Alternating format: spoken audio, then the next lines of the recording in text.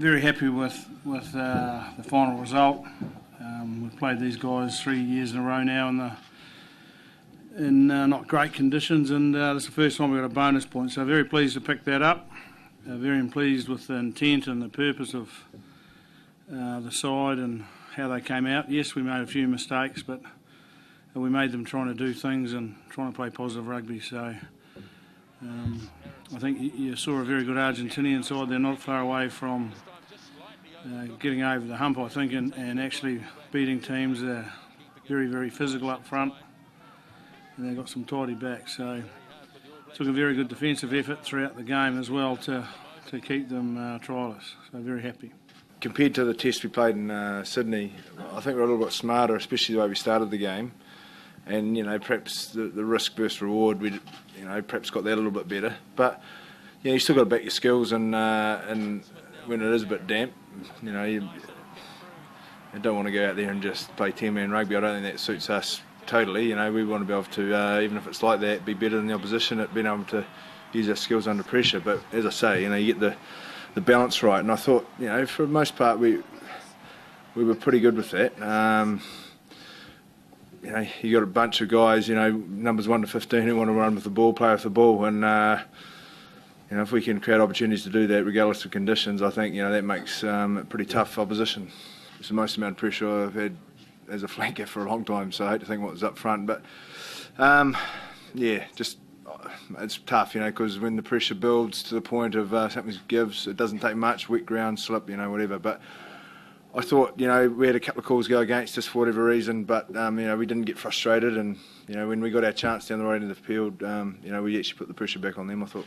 His first start in the number 10 jersey, not the greatest conditions to be playing in, and a little bit like Crudes in Sydney. Crudes learned a lot out of it over there about how he's got to be the boss and run the game, and I think when Bowden sits down and goes through his game on his own and then goes through with Foz, there'll be plenty to talk about, and a lot of it will be positive and some of it will be negative, but I think he'll learn a lot from it.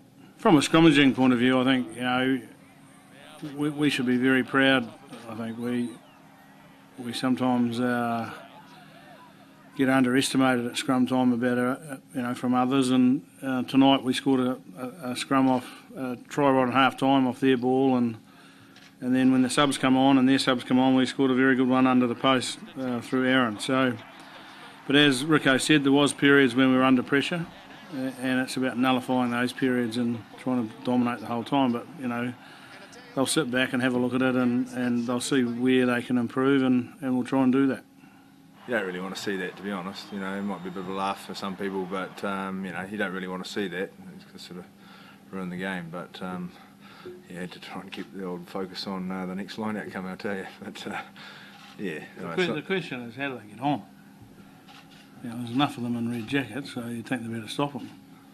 Well, they do really good tackles at the end of it, but probably should do some before they get on. That would be handy. Are you worried about player security? Well, you've got to be, don't you?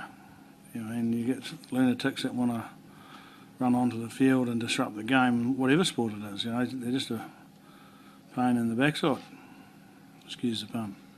I guess it was a roller coaster ride out there. There was a lot of good stuff and a lot of work-ons to do. So I guess the conditions played a part. It wasn't ideal. It was really scrappy, and we found it hard to get some momentum and our structures in place, especially that first half. So in those games, you've got to make the most opportunities you get, and also be very patient, and your defence has to be on form. So they're still a strong side. Their scrum was pretty good tonight, and just around the field, they're a tough team to break down as well. So what I took was, still got a lot to work on in my game.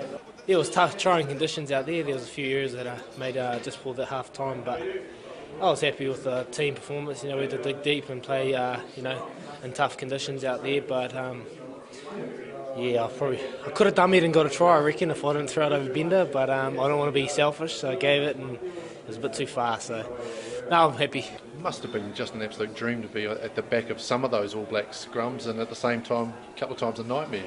It's a lot of work going into those scrums, and you got to praise the boys up front for especially putting the platform on for us. 2 tries from scrums, one a tight head and one on their line when we put a lot of pressure on them. So it's nice to be on the back of that. 26 tries and 25 tests. Even you've got to sit there and go, well, that's actually not a bad effort. Yeah, I guess, to be honest, I don't really know what to say about that, I'm sort of finishing it off, or other boys are putting me into space, so that's pretty much all I can say about it. You got put into space, you got put into arguably the biggest gap you must have ever been put in test match rugby. It was actually quite pleasing, we practiced that quite a lot, so it was actually awesome to be a part of a move where I got to have a line break.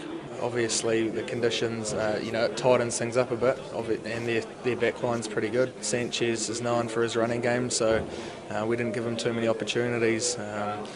We're pretty pleased to not let them in, scoring a try.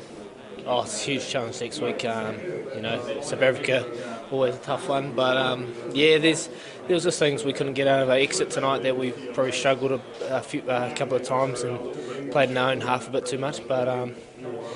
I was just pumped to play in Napier for me personally, and just in front of my home crowd. It's been an awesome week. Hi, I'm Gregor Paul from the Herald here at Napier, where the All Blacks have won 28-9. Patrick McKendry, tell me, what would be the two things that the All Blacks would be happiest about tonight, do you think? I think the 5 points, getting that 4-try bonus point. They haven't done it before against Argentina in this competition, so they'll be extremely happy with that. The other thing is, I think the way that the scrum went, I think they'll be pretty happy with that. And also, the two guys maybe who had the most to prove, Beauden Barrett and Israel Day, I think they did themselves pretty proud tonight. Nigel Yeldon, would you agree with that?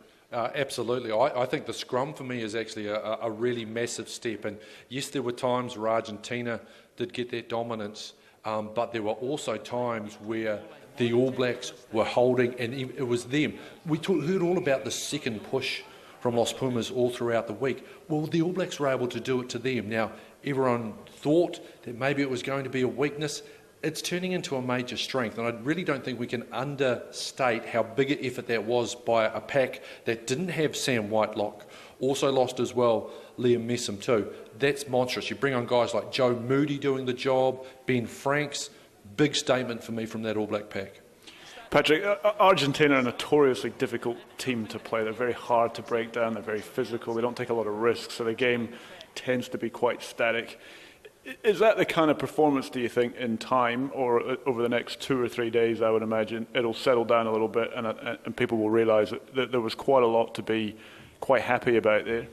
Yeah, they are a very hard team to break down, and even when the All Blacks were putting a lot of pressure on, they still hung in. They hung in, and lesser teams would have folded. I think even Australia might have folded under that pressure. Remember, how important was that tight head right on the stroke of half-time? The All Blacks were under the pump to a lot of extent. They were making errors. Things weren't really going their way, but they don't need much to make something happen. Got the tight head, and there was a try to Liam Messam. It was crucial. And also, you can't forget how Aaron Smith went over untouched after a scrum move. That takes a lot of work to be able to do that. Nigel, just finally, what do you sense the All Blacks are thinking now as they look into this week coming, and they're facing a kind of similar team in the sense that it'll be a very physical, brutal, upfront encounter? You'd imagine they'd feel quite confident about what they've just been through. I think they would, and the confidence would be born from the fact that you lose a Sam Whitelock, and a guy like Jeremy Thrush stands up and really shows that maybe he does have the calibre to be a good international lock forward. That was a big effort from him. You lose a guy like Liam Messam, you have to take McCaw to 6. Sam Cane comes on and just makes, it seems like, 1 million tackles in 35 minutes. They will be confident again with the fact that parts fall away, other parts come in.